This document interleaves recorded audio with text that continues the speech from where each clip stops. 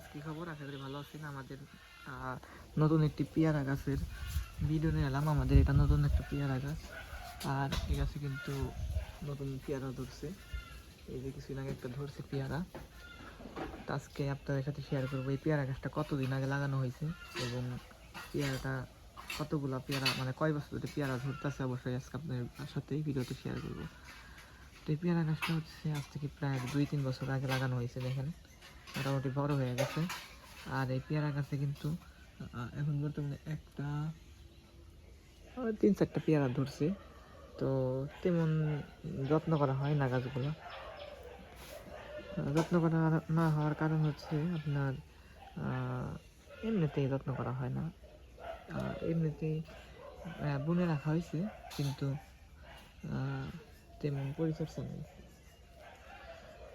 তাও কিন্তু মোটামুটি পেয়ারা ধরে, কোনো কীটনাশক দেওয়া হয় না, কীটনাশক মুক্ত কিন্তু এই পেয়ারা গাছগুলো অনেক ভালো। এই পেয়ারা গাছ অনেক ভালো, অনেক অনেক পেয়ারা ধরে এই গাছে। আর এই যে একটা পেয়ারা গাছ কিন্তু দুইটাই, যেটা হচ্ছে বড়টাই ধরছে, ছোটটাই কিন্তু এখনো ধরে নাই। আশা করি আপনারা বুঝতে পারছেন। আর দুই দেখাই নতুন পাতা হইতেছে পেয়ারার, নতুন পাতাগুলো অনেক সুন্দর এবং অনেকে যে এই জায়গা দিয়ে পিঁপড়ারা বাসা বানায়। পেয়ারা গাছে কিন্তু অনেক পিঁপড়া বাসা বানায়, প্রায় 10-15টা পিঁপড়া বেশি দেখলাম আমি এই পর্যন্ত।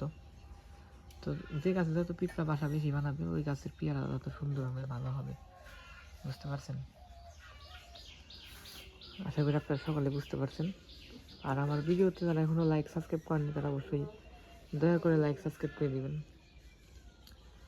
আর এই গাছের পেয়ারা বড় হইলে আপনারা কী কী খাবেন, অবশ্যই আপনারা কমেন্ট করবেন, আমি আপনাদের সাথে শেয়ার করব। তো যাই হোক বন্ধুরা, আজকের মতো এই পর্যন্তই। Bye bye.